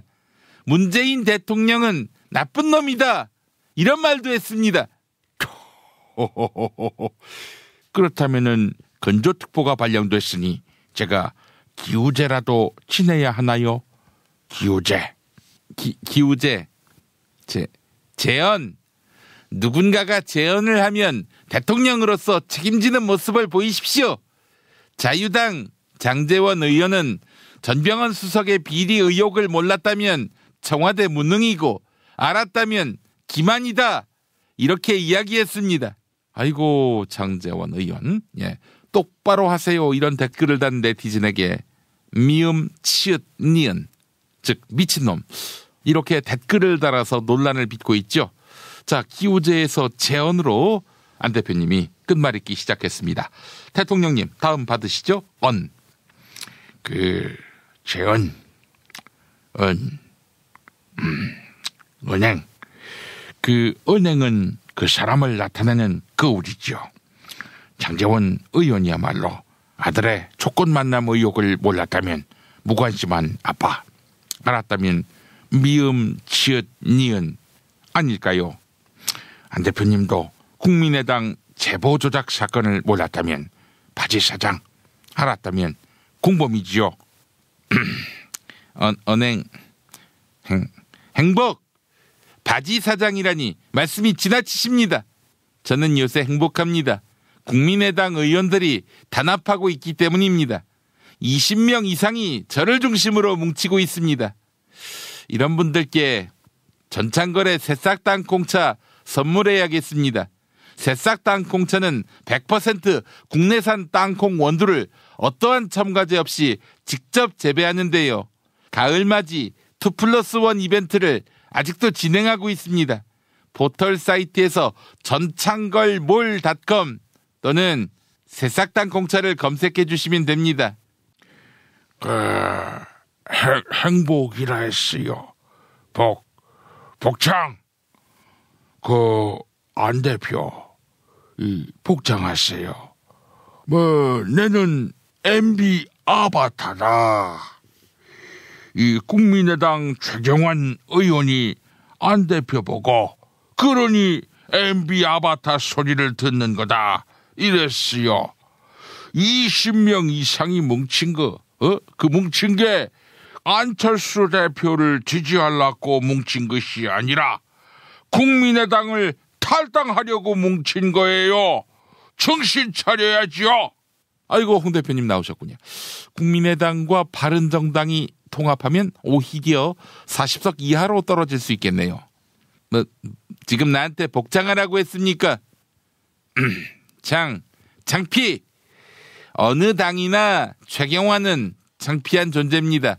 이현수 전 국정원 기조실장이 자유당 최경환한테 1억 전달했다 이렇게 밝혔습니다. 직접 전달했기 때문에 배달사고 이딴 건 없다 이런 말도 했습니다. 이제 할 일은 최경환이 동대구역에 왔을 때 생포하는 것입니다.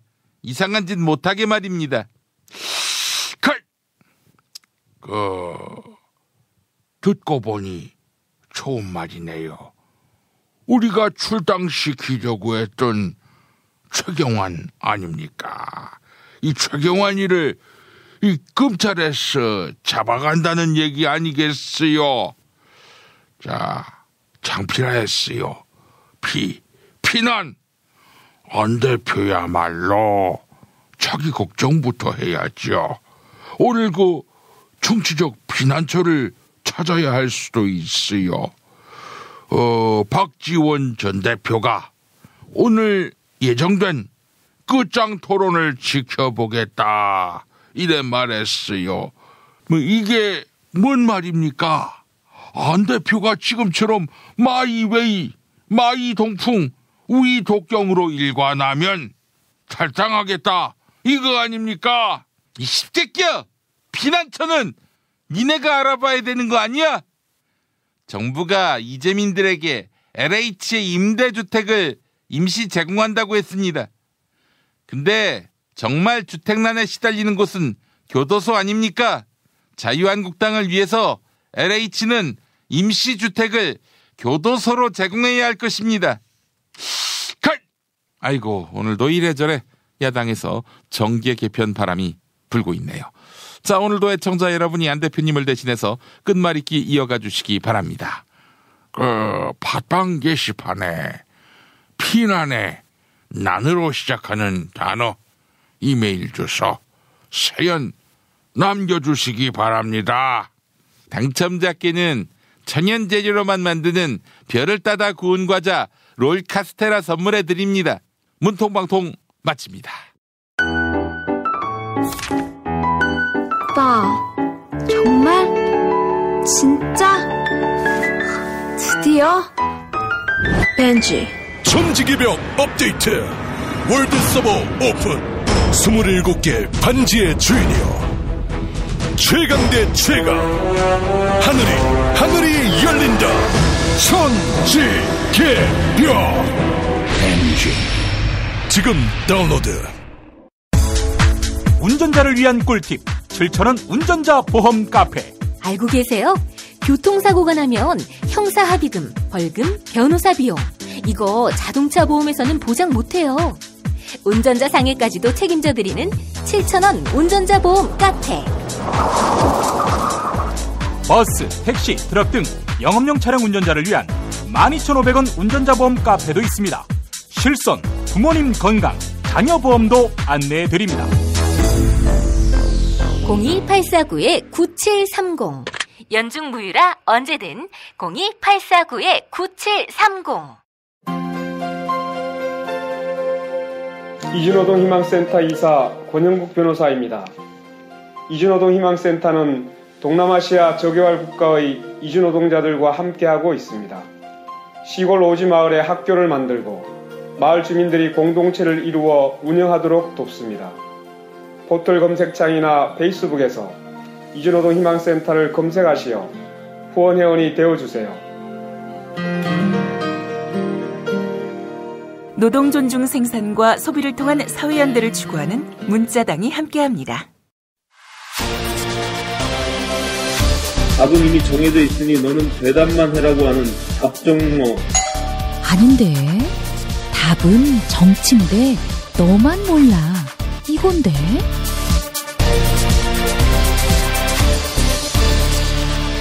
국민보좌관 김성회의 답정너.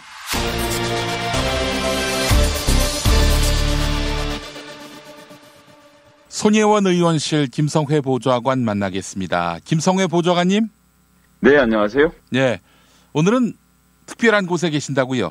예, 출장 나와 있어 좀 멀리 나와 있습니다. 아, 어디 멀리 가셨어요? 일본에 와 있습니다. 일본에요? 무슨 일정 때문에 가셨나?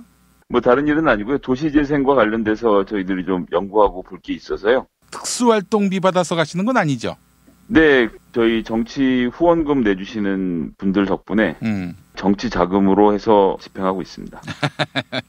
알겠습니다. 하도 이상하게 국비를 삥땅 치는 놈들이 있어가지고 궁금해서 여쭤본 겁니다. 네, 그렇습니다. 자, 오늘 그 얘기 한번 해보죠. 국정원 특수활동비. 지금 저 물귀신 작전으로 나와요, 자유한국당이.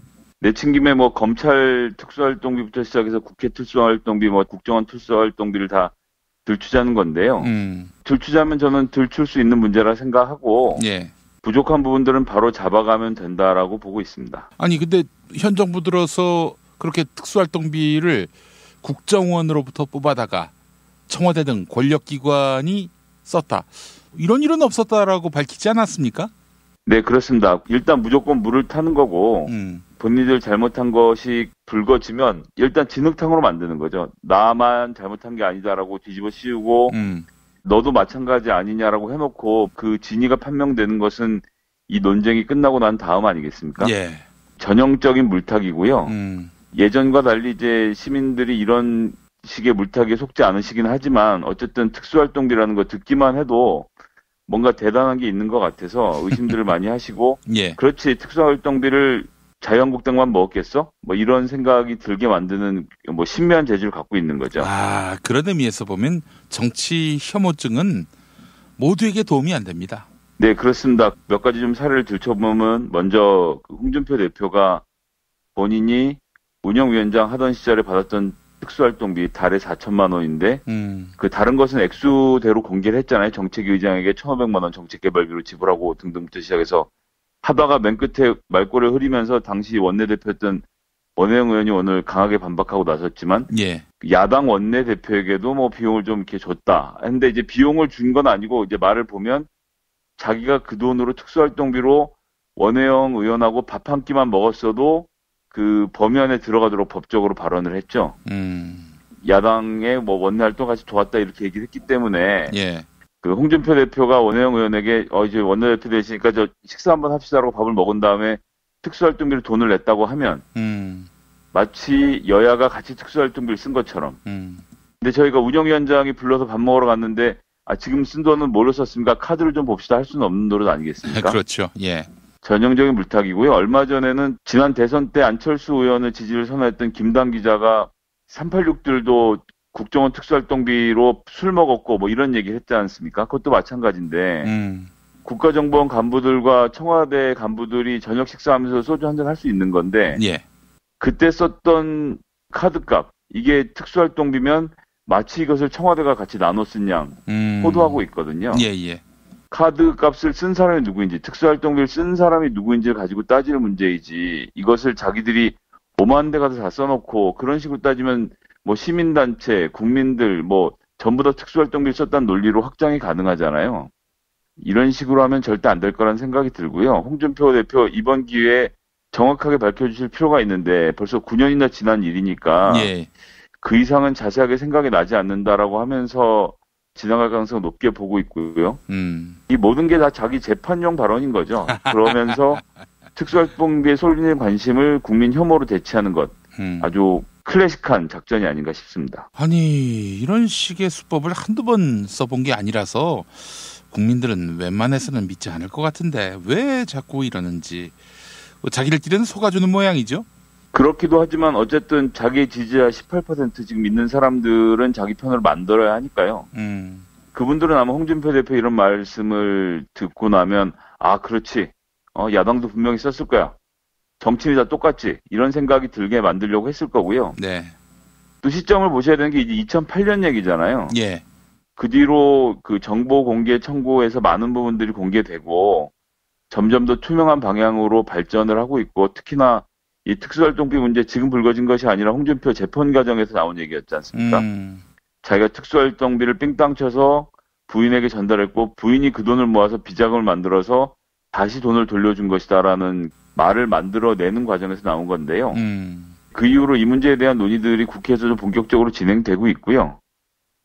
저는 국회이든 어디든 정부 부처이든 특수하게 업무를 해야 되는 부분들이 분명히 있는 것은 사실이고 그런 비용에 대해서는 감사할 수 있는 기구가 철저하게 준비를 해서 해결을 하면 되는 문제라고 좀 보기 때문에요. 예. 여기에 대해서는 순차적으로 대책이 나올 것으로 보고 있습니다. 알겠습니다. 그나저나 최경환 어떻게 되는 겁니까? 마찬가지 문제이지만 국정원장이 직접 자기 입으로 얘기했다는 거 아닙니까 지금? 1억 원을 줬다는 얘기를 이병기 전 국정원장이 했다는 것이 이제 언론을 통해서 나오고 있고요. 여야를 막론하고 중진 의원 이상을 가지고 뭔가 혐의를 얘기할 때는 증거가 다 확보되어 있는 상태에서 보통들 합니다. 이런 얘기들 잘못 흘렸다가 수사기관의 신뢰를 하락시킨 일 하지 않으려고 노력하고 있고 더군다나 지금은 더더욱 그런 시기지 않습니까? 검찰의 초점은 뭐 몇 가지가 있겠지만 제일 중요한 건 역시나 공수처가 필요 없다. 우리가 잘할 수 있다. 이런 것들을 보여주는 게 한 축이 있고요. 또 본인들은 이제 추락한 검찰의 신뢰도를 회복하기 위해서라고 주장하겠지만 뭐 전 그런 것에 대해서 크게 믿음 가지 않는데 여하튼 뭔가 나왔기 때문에 공개를 한 것이라고 보고요. 그렇게 구체적인 정황이 있는 이상은 피해 가기가 어렵겠죠. 이것도 보시면 마찬가지지만 인턴부터 시작해서 1년의 과정에서 여기저기 증거가 지금 계속 불거져 나오는 거 아닙니까? 본인들 집권했을 때는 10년, 20년 동안 갈 수 있을 것이라고 봤던 것 같고요. 그런 과정에서 부주의한 점이 분명히 있었기 때문에 수사와 재판 과정에서 드러날 문제라고 저는 보고 있습니다. 정세균 국회의장이 최경환 씨에 대한 압수수색 이에 대해서 불편한 심경을 드러냈는데 어떻게 그 국회의장으로서 입법부 구성원에 대한 수사에 불편함을 피력하는 뭐 일종의 레토릭으로 봐야 되는 건지 아니면 진짜 불편해서 그런 말씀을 한 건지 이게 헷갈리는 분들이 많습니다. 어쨌건 입법부와 행정부의 영역이 다르니까 그런 부분에 대해서 같이 조심했으면 좋겠다는 발언을 하는 건 좀 있을 수 있는 일이라고 보고요. 하지만 뭐 그렇다고 해서 압수수색을 막거나 했던 과정이 있는 건 아니지 않습니까? 예. 그렇기 때문에 이제 발언상으로 불편을 표시한 걸 가지고 더 강조해서 이야기할 필요는 없지 않겠나 싶은 생각입니다. 그래요. 이 상황을 불편하게 보시는 분들이 많더라고요. 촛불 시민들께서 말이죠. 예, 어쨌건 성역은 없으니까요. 성역은 없는 것의 전제 조건은 수사하는 기관이 의도를 갖지 않고 법대로 수사하는 것이 중요한데요. 예. 검찰은 지금 조금 전에 말씀드린 대로 본인의 목적이 있는 거거든요. 예. 그런 과정에서 우리가 어디든 칠 수 있다는 거 보여주는 것. 이것은 수사를 잘하기 위함이라기보다는 공수처 설치와 관련돼서 여전히 그런 부분들이 좀 강조되고 있다고 좀 보고 있습니다. 예, 알겠습니다. 자유한국당이 법무부의 수사활동비 105억 사용은 범죄다. 이런 식으로 이야기하면서 또 물타기를 시도하고 있는데. 그것도 마찬가지인데요. 그 범죄라고 생각되면 전 분명히 들춰내서 확인할 필요가 있다고 생각을 합니다. 왜냐하면 특수활동비 쪽으로 해서 수사를 하고 영수증도 없이 처리를 했다는 것, 그리고 수사비라고 말은 하지만 사실상 그 돈 보면 회식하고 이러는데 돈을 많이 썼던 거 아닙니까? 이런 부분들은 고쳐져야죠. 수사는 경찰이 하게 하고 수사비는 경찰에게 지급하면 되는 것 같고요. 검찰은 기소를 하고 그에 필요한 비용들 들어가는 것들은 자기들이 비용을 대면 되는 문제이지 이걸 지금 특수활동비를 계속 묶어놓겠다라고 하면 안 된다고 생각하고요. 물론 지금 자유한국당은 무리를 하고 있는 거죠. 검찰이 자기 편이 아니라고 생각해서 뭐 되는 대로 막 까고 있는 건데 그건 좀 더 지켜봐야겠지만 이번 기회에 이런 의혹이 있는 부분들, 특수활동이라는 명목으로 시민들의 감시의 대상에서 벗어나 있던 부분들에 대한 정리가 좀 있어야 된다고 생각하고요. 서두에도 말씀드렸지만 그렇다고 해서 모든 특수활동비를 전체를 다 공개해야 되느냐라는 점에 대해서는 반대를 하지만 비공개로라고 하더라도 분명히 이것을 감시하고 감사할 수 있는 기구들 필요하다는 점은 또 같이 말씀을 드리고 싶습니다. 예, 알겠습니다. 다 까자는 얘기죠, 뭐. 까는 거 까고 공개하는 범위는 모두가 납득할 수 있는 범위 안에서 해결할 수 있는 문제라고 봅니다. 알겠습니다. 아유, 도쿄에서 이렇게 연결해 주셔서 감사합니다. 그 국민의당은 뭐 진짜 풍비박산이 나는 분위기예요. 예, 뭐 제가 말씀드렸지만 정치라는 것은 정당이라는 것은 정치적 이념을 가지고 갈라져 있어야 하는데 그냥 지역 하나만 가지고 하다 보니까 그런 문제가 생겼던 것이 아닌가 생각하고요. 예. 예, 사필기정이라고 생각합니다. 알겠습니다. 김성애 보좌관님, 우리 내일 또 뵙도록 하겠습니다. 예, 감사합니다. 김영민 브리핑 2부, 김영민의 뉴스 브리핑 알고 계십니까? 지상파 라디오 서울 SBS 러브 FM 103.5와 부산 KNN 러브 FM 105.7로 매일 오전 6시 20분부터 40분 동안 함께하실 수 있습니다. 새벽에 나온 새 소식, 당일 대한민국을 뒤흔들 핵심 이슈, 김용민의 뉴스 브리핑에서 미리 만나실 수 있습니다. 이제 오늘 날씨 알아보겠습니다. 기상청에 최혜윤 리포터가 나가 계시죠? 네, 안녕하세요. 다수는 누구 겁니까? 제 건 아닙니다. 아, 그렇군요. 뉴스 더하기 뉴스, 김영민의 뉴스 브리핑, 최고의 브리핑, 놓치지 마십시오. 탄핵 때문에 뭐 이야기를 전달을 하려고 해도 길을 막고 듣질 않아요. 회족 수준으로 쪼그라든 한국 보수. 회생의 길은 과연 있을까? 변화된 정치 환경, 갈 길 잃은 보수에게 새로운 희망을 제시한다. 애국보수의 화려한 부활과 집권을 위한 본격 가이드, 김용민의 신간, 보수를 지켜라. 진중권도 투표하는 보수 정당. 광주에서도 일당이 될 수 있는 보수 정당. 젊은이들의 입당이 줄을 잇는 보수 정당. 언제까지 민주당 정의당을 부러워만 할 것인가? 부러우면 진다니까? 자유한국당 당원 김용민이 쓴 보수를 지켜라. 이김에서 나왔습니다.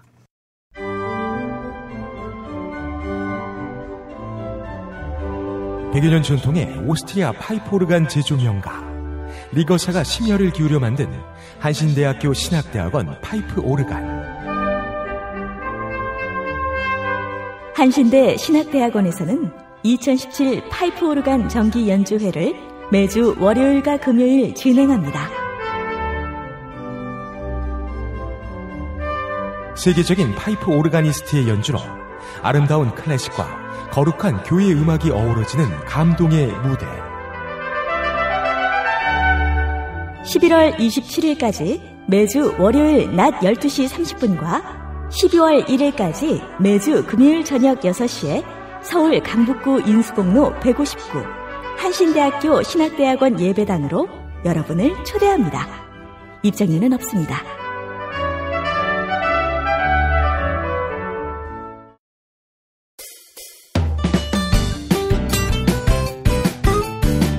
뉴스 포렌메디로 이어갑니다. 팔로워 89만이 넘는 김용민 트위터 계정에서 매일 설문조사가 진행되고 있는데요.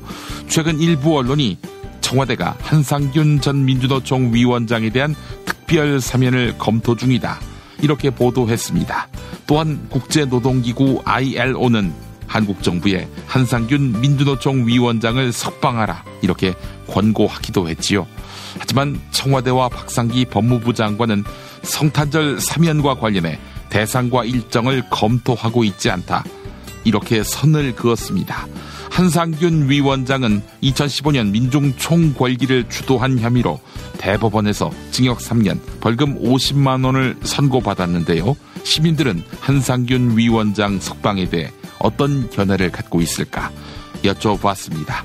새벽 5시까지 3,942분이 설문에 참여해 주셨는데요. 한상균 위원장 석방에 찬성한다 52%로 근소한 차이로 앞섰습니다. 석방에 반대한다는 48%였습니다. 한상균 위원장이 감옥살이하는 것이 정당하다. 이런 의견도 48%였을까요? 자, 여러분 의견 한번 들어보겠습니다. 늘평님, 석방 반대 비율이 높은 것은 최근 민주노총에 대한 시민들의 반감의 결과라고 보여집니다. 소말리아님, 민주노총의 행태는 전혀 마음에 들지 않지만 한상균 위원장이 과도한 처벌을 받고 있다는 것은 맞는 이야기지요 라고 말씀해 주셨습니다. 설문조사에 참여해 주신 여러분 감사합니다.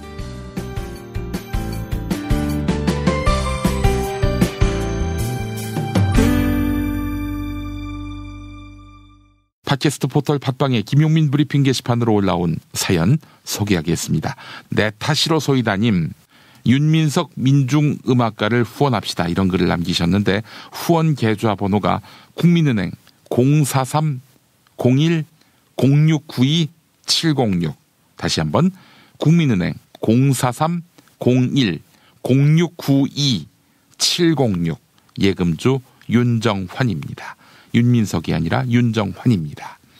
GNG님, 이완배 기자님의 배달 노동자에 대한 배리어 감동입니다 라고 해주셨습니다.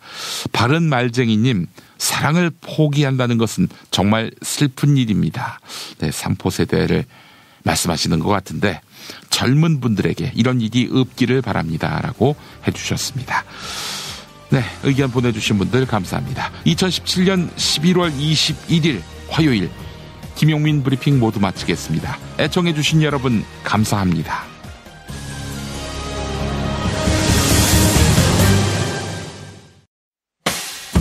김용민 브리핑과 함께한 시간 어떠셨어요? 다음 시간에도 보다 바르고 알차며 즐거운 정보로 여러분을 찾아가겠습니다. 팟캐스트 포털 팟빵에서 다운로드하기, 구독하기, 별점 주기, 댓글 달기로 응원해주세요. 잊지 마세요. 다운로드하기, 구독하기, 별점 주기, 댓글 달기.